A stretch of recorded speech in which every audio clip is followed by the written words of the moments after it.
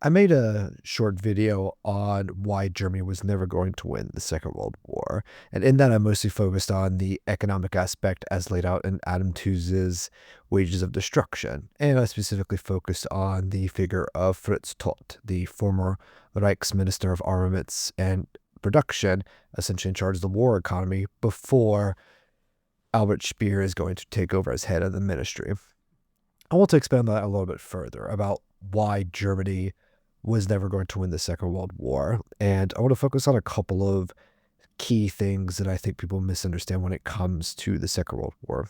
First off, let's start with when the war began, September 1st, 1939. So, September 1st, 1939 was not supposed to be the start of the Second World War. Or rather, let me rephrase that. When Germany invades Poland, it is a calculated gamble. On September 1st, 1939. There was only a skeleton force on the board with France. The French were aware of this during the Sars offensive, and had the French pushed on to Germany, they would have had absolutely no resistance. But the French were not ready for this type of maneuver. Poland was a calculated gamble, like so many things during the 1930s under the administration of Adolf Hitler and the Nazis. The decision to rearm, to reject the Versailles Treaty, to withdraw from the League of Nations, the introduction of the Luftwaffe, the German Air Force, which was forbidden by the Treaty of Versailles, the German Naval Agreement, which started to allow Germany to rebuild its navy, the introduction of conscription, etc. All of these things were calculated gambles, essentially trying to achieve the key ideological goal of Adolf Hitler and the Nazi government, which was rearmament. And this is something that is stressed by Adam Tooze very clearly in his work, that the key goal of the Nazi economy and their economic recovery plan was not public works, but through the rearming of industry. And there's a lot of very interesting history around that, but we'll cover that a little bit later. So if you want to understand why Germany was never going to win the Second World War, we have to start from that perspective that a lot of gambles had to pay off for them to even get to the stage of starting the Second World War. Again, World War I was already back at 1918, about 21 years ago. So 21 years is not a long time in order to rebuild an army and a navy and a air force that were non-existent. It is a shockingly short amount of time to try to get a country ready for war, and the Nazis are able to do this for a number of reasons. And Tooze focuses on this extremely well, focusing on how they are able to bring the economy to war production very quickly. But they hit bottlenecks, and this is the big thing between Germany and the allies like France and Britain and eventually the Soviet Union, is that Germany cannot overcome its economic base in the way these other countries can for a number of reasons. The biggest one is food. So food production in Germany is more inefficient than it is in Britain. In fact, 11 million people are going to work on German farms. Specifically, 11 million men are going to work on German farms throughout the entirety of the Second World War. More men will serve on agricultural farms in Germany than will ever serve in the Wehrmacht. And for a country that has a manpower shortage as early as 1940 and 1941 with Operation Barbarossa, that is a major strategic problem when you are fighting a war that is going to stretch practically from the Arctic Circle all the way down to North Africa for Germany.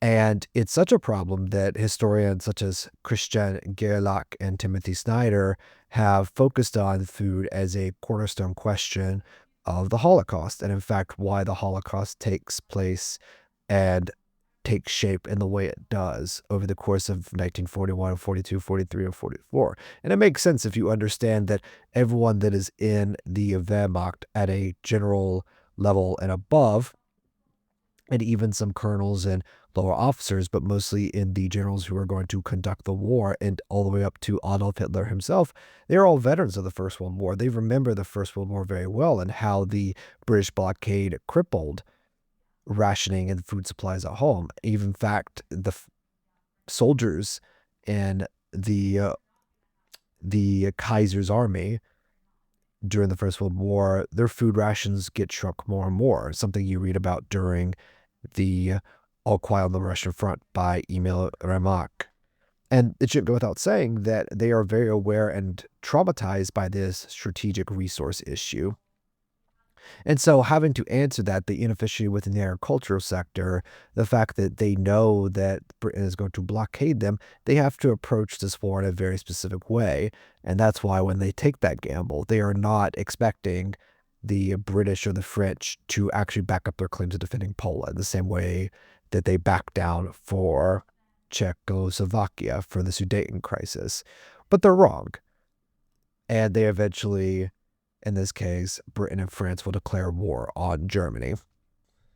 And it's also important to understand that what gives Germany that confidence, even though it's a gamble to invade Poland, is the Molotov-Ribbentrop Pact that is passed a week earlier, also known as the Soviet-Germany Non-Aggression Pact.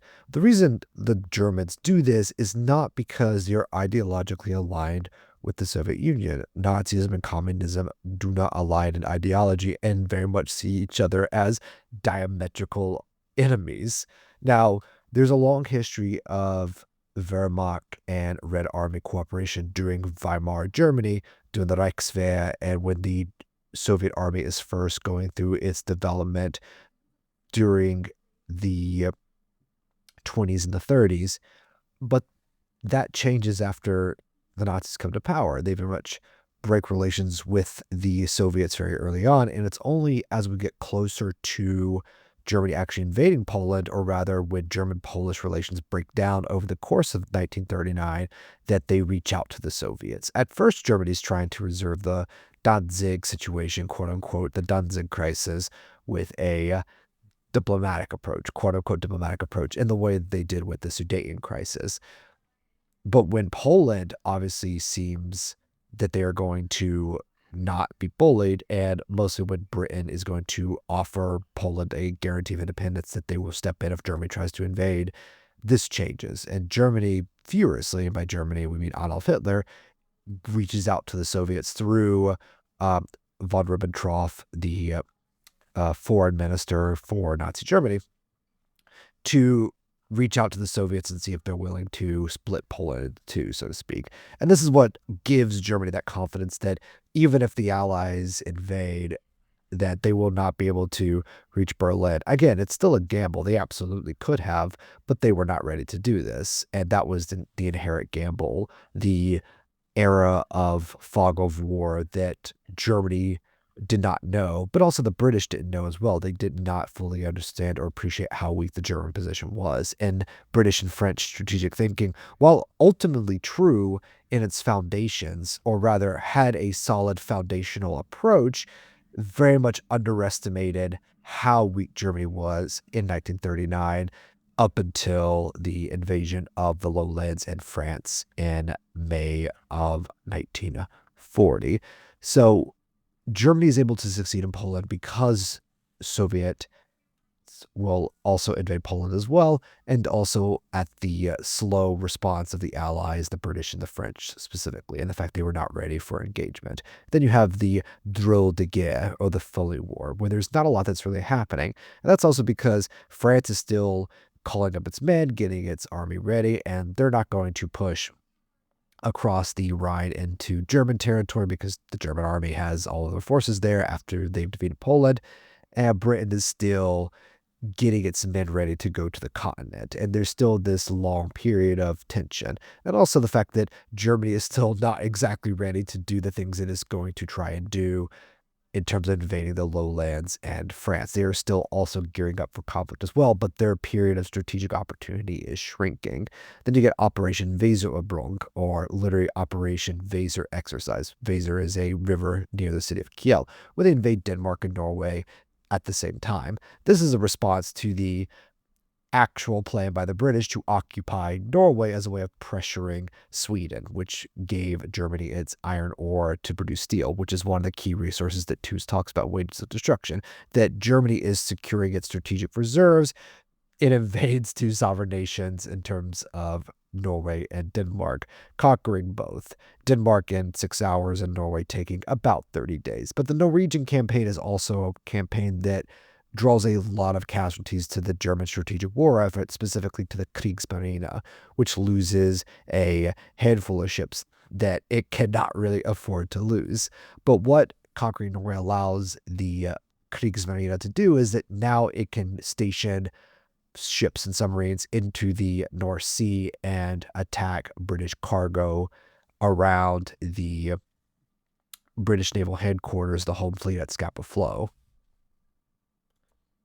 At the end of the day, though, this is historiography. This is the arguments over, well, what is the most important factors? And I think Tooze is the most correct of all the historians who talk about the economy of the Third Reich during the Second World War.